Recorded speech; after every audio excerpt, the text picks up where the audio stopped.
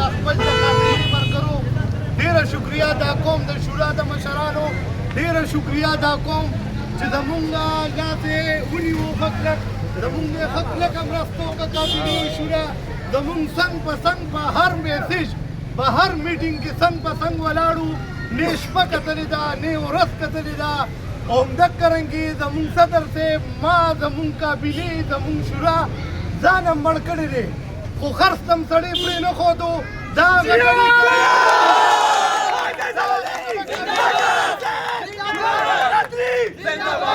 هغه زړه کابینه نه ده چې اوس به په شپېته شپېته لکه روپۍ دا خلک راوستل دا هغه زړه کابینه نه ده چې راوستل هغه دور تیر شو هغه وخت ختم شو دی په ارام په کور کې کینی موسلې دې زړې کې اوسه پورې منځونه نه دي کړې او 10 چاره دم چل دي زده کي نن نه پس د غیر غمات هیڅ قسم مداخلت په اندر شیر کې نه منم ګریوان نه به نیسم او په سړک پې راکاږم خو زمونږ په خدمت کې کم مخې لرالو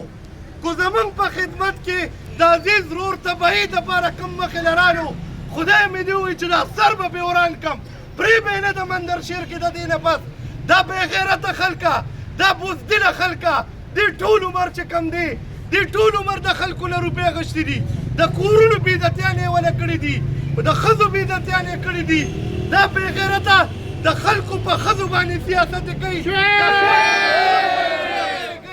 د دې نه دې باد راشي په موسلو دې کېني د مونځ چل دې زده کي د بازار چلولو چل مونږ نه راځي مونږ به دا بازار چلو او دې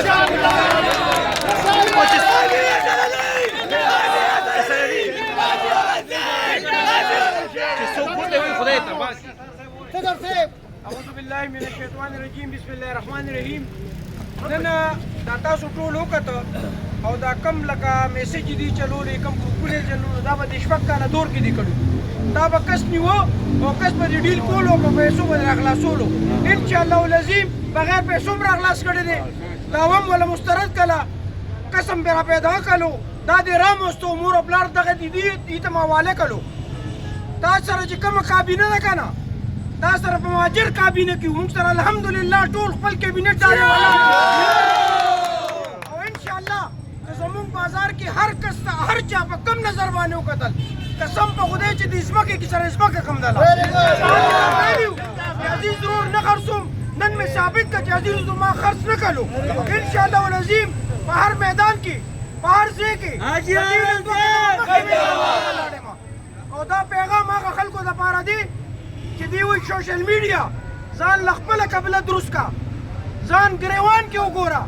نن به دې کس ورکړو ماښام به دې په ډیل را خلاص کړو هغه قاطع ختمې دي انشاءالله